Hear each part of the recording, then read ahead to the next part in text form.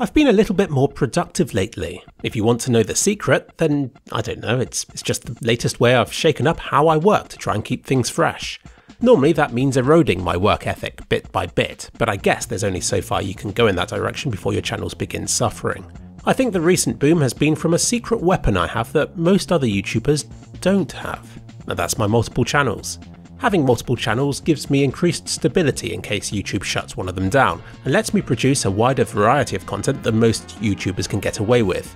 But the problem is, there's no way I can produce regular content for all three. But by focusing all of my effort into just one, I can greatly increase how many views that channel gets. That's motivating, and then when I get bored of that one, I can leap to another and do the same thing there. It might also help to give my channels a cool-off period so that people don't get tired of overexposure to my content. I've mostly been doing these content binges on 2 Kliks Philip. Last November was legendary, then so was this March and April. I think earlier this year 2 Kliks Philip even overtook 3 Kliks Philip's monthly viewing figures. But then I thought to myself, why not do the same to my biggest channel, 3 Kliks Philip? For years I've resigned this channel to being a slow-growing, predictable sort. I've gotten used to seeing other YouTubers catching up with it and then watching as they speed off into the distance to fame and glory, while I'm stuck behind, not entirely sure what I'm doing wrong. Every progress video I make on this channel seems to be about tempering expectations and revising future growth predictions downwards. It's not disheartening anymore, that stage passed and I've reached acceptance. Maintaining 100,000 views a day was hard enough, and 200,000 views seemed like an impossible barrier to break. Yet here I am, averaging over 300,000 views a day and aiming for 1,000 new subscribers daily. It makes me wonder why I hadn't done this sooner, or better still, kept this up since I had started in 2014. If I'd done that, where could I have been now? If I can sustain this growth, I feel like I stand a chance of reclaiming some lost ground. Focusing my efforts into a single channel, and my biggest one at that, has been so rewarding. I feel like I've removed the shackles and can finally go up against other content creators who until now have only had a single channel to worry about. So yeah, I'm very happy with how it's going for 3 Kliks Philip at the moment. But I'm doing more than just making more content. The key to growth is to produce series of videos. These require less effort and can build a following over time. Plus, if someone likes them, it multiplies the views you can get from that individual considerably. It makes total sense to produce series, but for some reason I've avoided doing them for years. The way I go about it, by making each video unique, is like starting from scratch every time and hoping that people who subscribed for past videos happen to like my new stuff as well. So I am excited to see how a few experimental new series of mine perform. These have been developed specifically to be the most popular videos that I can make whilst requiring minimal work to produce. They have distinct thumbnail designs and background music, and I hope will help grow my channel. For now, these series are skin focused, since that really is where the audience is with CSGO content on YouTube. I'm getting pounded by content creators who can churn out case unboxing videos within a matter of minutes, so I wanted to find ways of tapping into what's clearly a huge audience. And I think I've found some concepts which will appeal to gamblers and non-gamblers alike. It's quite clever actually, since these videos will take on different meanings depending on how you perceive the topic. On the surface, I think these videos may appear to glamorise gambling, but there is definitely a dark humour to them.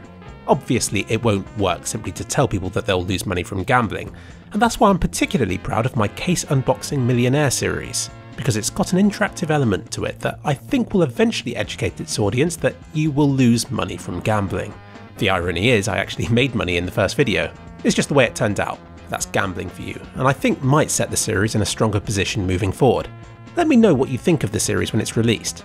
I wonder how long it will be before others start imitating these series, because they do have potential. I know they won't be for everyone, so it's not like I'll stop producing my regular kinds of content. Obviously the time I have for those will be reduced if I'm working on series, but nobody can complain what with the amount of videos I'm creating at the moment. With this increased video output, 3 Kliks Philip has shifted away from producing longer, higher budget stuff. That approach is nice in that a video from 3 Kliks Philip would have outperformed 2 from a competing channel. But it's so demotivating when a video you've spent a week on underperforms. My Running from Explosions video was one of the last that I really put a lot of effort into. I was banking on it being a huge success, but it's barely outperformed any of the others that I've made. I think it's with that video that I realised I had shifted too far away from quantity and had gotten too caught up in quality that nobody was appreciating. And since then I've been lowering my standards, waiting for people to pick up on it, but they haven't just yet. In fact, I think people prefer this meme-y style of content that I've been making more recently. 3Kliks Philip's in a win-win situation right now. I think most YouTubers have settled on less regular but longer videos because they seem to think that hitting the 10-minute mark greatly increases ad revenue and video exposure. It's not something I've ever been aware of, to be honest, and also a daily 10-minute video would kill me and I think would bore my viewers, so I'm happy at the moment just sticking to more regular, shorter stuff. Besides, now's a terrible time to make money. Coronavirus has halved ad revenue to about 50 pence per 1,000 views, so I think using this time to focus on subscriber growth instead has been the sensible one. Also, some videos randomly become popular regardless of their content, so producing more will inevitably increase the number that randomly become popular. I'm sort of spamming YouTube in the hope of reaching more new viewers, but I think the years of experience I have with video making will help keep the quality of these new videos above an acceptable level. Here's a behind the scenes of my life. A few years ago, I got into the habit of gaming the moment I woke up. I figured that shifting the fun part of the day to the beginning would help me to keep a more sustainable day-night cycle. It didn't last. But I really did enjoy those gaming sessions. I'd go to bed excited to wake up the next day. I'd get that jumpy feeling in my chest as I broke records in Dirt Rally, or as I flawlessly defeated a boss in Enter the Gungeon. When those sessions ended, I felt energized and ready to work. I don't think I knew it at the time, but I think a large part of why I enjoyed them so much was because there was a clear divide between that and work. Something I think every self-employed person struggles with. Work kind of trickles into every bit of your life, and it means that when you try to switch off, you're still in work mode and things lose their joy. You start seeing it as wasted time that could be spent working instead. Towards the end of last year, I think the work-play divide started to break down and those gaming sessions lost their spark. That's a real shame because I don't know if I can get that back. For now, I'm in 100% work mode all the time because, frankly, it gives me more joy than gaming does at the moment. I don't think the amount I'm working is sustainable, though I don't see an end to it in sight at the moment. What you're seeing on 3Kliks Philip is the product of at least 100 hours of work a week.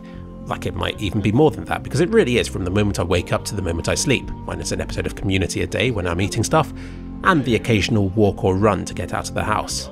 And maybe I'll play a match of CSGO or PUBG with friends every other day.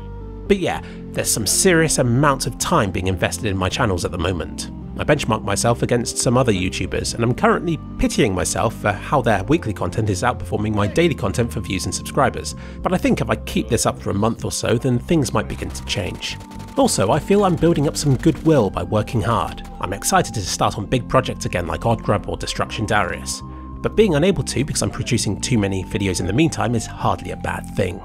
And looking at it from another perspective, I like the idea that other YouTubers who benchmark themselves against me are thinking, how's he doing this? Thinking there's some clever reason behind my recent productivity spike. But nah, it's just because I'm brute forcing it. It helps that 1 million subscribers is finally within reach of 3Kliks Philip. I thought that channel was going to grind to a halt just before hitting it and that it would be 2Kliks Philip to reach it first.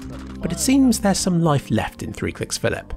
And this might be the first year in a long time to outperform my beginning of year channel predictions. That'll be nice.